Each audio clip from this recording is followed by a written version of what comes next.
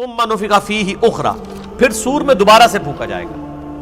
فاذا هم قیام ينظرون، تو سب کے سب لوگ زندہ ہو جائیں گے اور یوں کھڑے ہو کے ایک دوسرے کو دیکھنا شروع کر دیں گے، انتظار کریں گے کہ اب کیا ہونا ہے. واشرقت الارض بنور ربها، زمین جگمگا اٹھے گی تیرے رب کے نور سے. یعنی اللہ تعالیٰ اس دنیا پہ آ جائے گا جیسا کہ شان کی لائق ہے. وجاء ربک والملک صفا صفا، سورۃ الفجر میں آتا ہے نا کہ اللہ تعالیٰ اور فرشتے قطار در قطار اس دنیا پہ اتریں گے. اسی دنیا کے اوپر میدان محشر قائم ہونا ہے.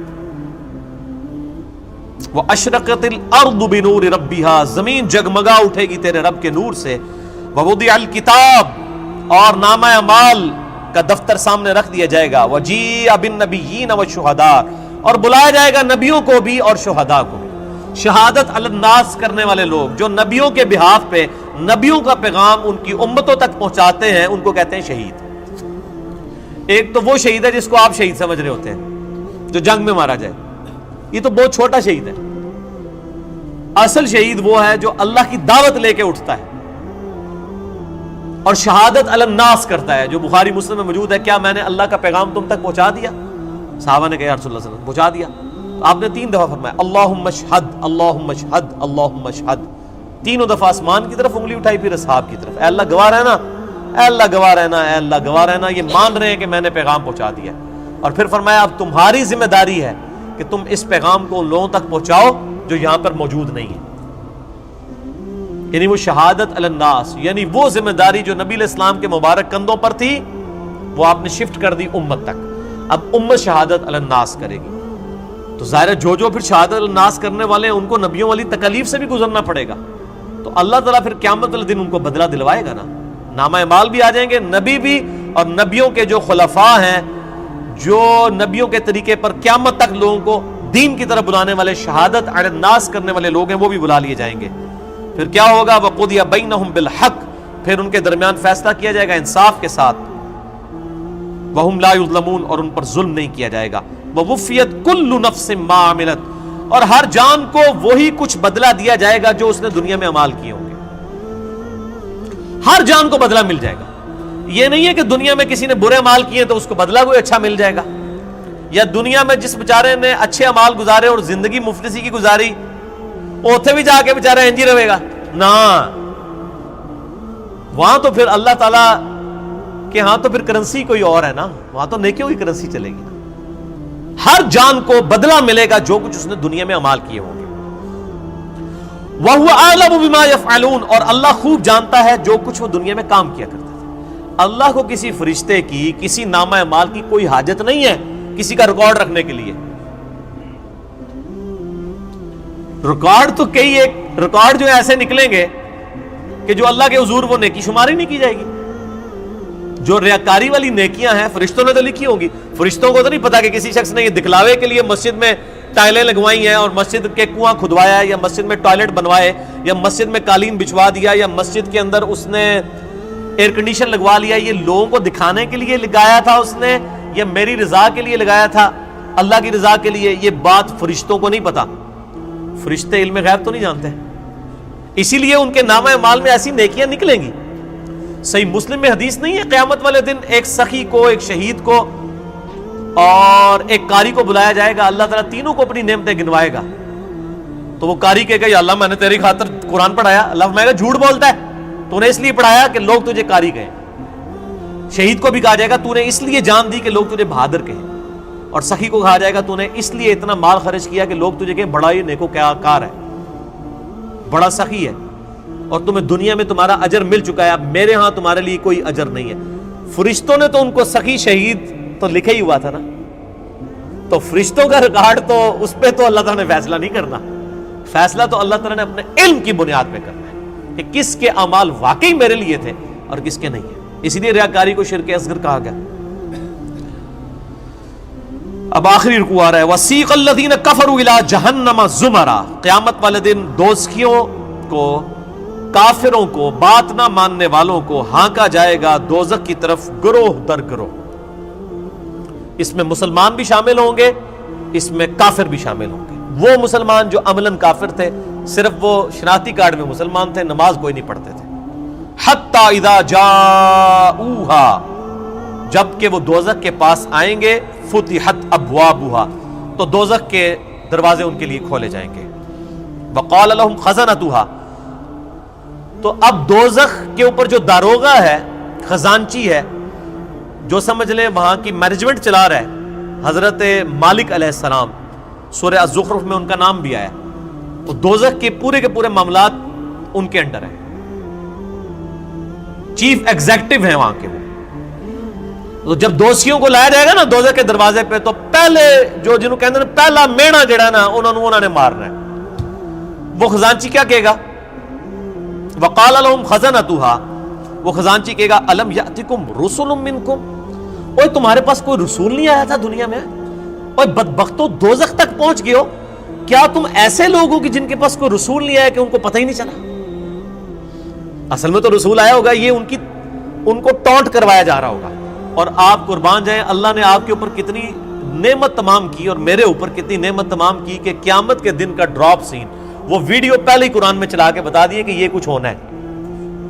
اگر یہاں میں کسی کو یہ مستقبل کی ویڈیو دکھا دوں آپ میں سے کہ جی آپ میں سے جو فلاں شخص بیٹھا ہوا ہے جیسے ہی یہاں سے سیڑھی اتر کے روڈ کراس کرے گا ٹرک کے نیچے آ کے مارا جائے گا، ویڈیو دیکھ لے اپنی، ایتھوں نکلنا ہی نہیں ہو، تسی کہہ رہے میری قبر ہی تے بنا دو، میں یہ ہوں اٹھتا، یہی ہوگا نا.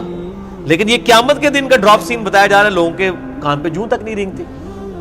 اور اکثر لوگوں کو تو وہ یہ چیزیں قرآن پڑھنے سے ہی دور رکھا جاتا ہے. تو اللہ تعالیٰ ماتا ہے کہ وہ خزانچی کہے گا تیرے پاس کوئی رسول نہیں آئے تمہارے پاس، منکم یتلون علیکم آیات ربکم، جو تمہارے رب کی آیات تم پر تلاوت کرتے، وینذرونکم لقاء یومکم ھذا، اور تمہیں ڈراتے آج کے دن کی ملاقات سے کہ تمہیں اپنے رب کے حضور پیش ہونا ہے. اس جو یہ ملاقات ہونے والی تھی اس کا ڈر سنانے والا کوئی پیغمبر دنیا میں نہیں آیا تھا. آپ دیکھ لیں اللہ کے حضور بزرگوں والا کوئی کنسپٹ نہیں ہے. اللہ کے حضور دائی جو ہے، امام جو ہے، وہ صرف پیغمبر ہے. یہاں تو ہونا چاہیے تھا نا کہ کوئی بزرگ نہیں آئے، کوئی فرقیاں دے بزرگ، کوئی شیخ الحدیث جنہوں نے تانوں گل دسی ہوئے. وہ سارے کے سارے ڈاکی ہیں. اصل میں جو ریپریزنٹیٹیو ہے گاڈ کا آن دا فیس آف ارتھ وہ صرف پیغمبر ہوتا ہے، باقی تو سب ڈاکی ہیں، سب کے سب. وہ تو مڈل مین ہے. اصل میں جو پرسنالٹی ہوتی ہے وہ صرف پیغمبر ہوتا ہے. قالوا بلا، وہ کہیں گے ہاں کیوں نہیں آیا تو تھا، ولکن حقت کلمۃ العذاب علی الکافرین، لیکن اب کیا ہو سکتا ہے جو بات نہیں دنیا میں مانتے تھے اپنے پیغمبروں کی ان پر اللہ کا عذاب تو آ کے رہنا تھا. ہم نے دنیا میں بات نہیں مانی، ہمارا یہ انجام ہو کر ہی رہنا ہے. قیل ادخلوا ابواب جہنم خالدین فیہا، کہا جائے گا کھولو دوزخ کے دروازے، داخل کر دو ان میں ان کو ہمیشہ کے لیے. فبئس مثوى المتکبرین، کیا ہی برا ٹھکانہ ہے تکبر کرنے والوں کا. اور تکبر کی ڈیفینیشن میں پہلے بتا چکا صحیح مسلم سے کہ تکبر یہ ہے کہ تم حق بات سے اناد کرو اور لوگوں کو حقیر سمجھو.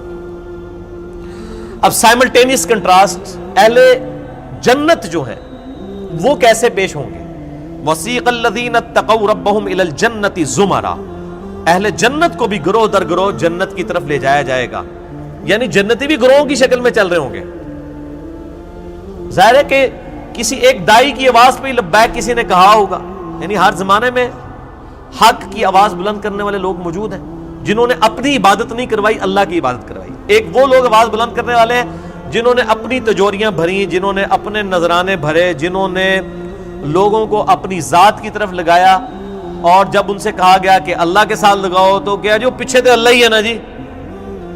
اور جب کہا گیا کہ نبی علیہ السلام کے ساتھ لوگوں کو جوڑو تو انہوں نے کہا جی یہ بزرگ جو ہیں جو ہمارے امام ہم نے کھڑے کیے ان کے پیچھے نبی علیہ السلام ہی ہے.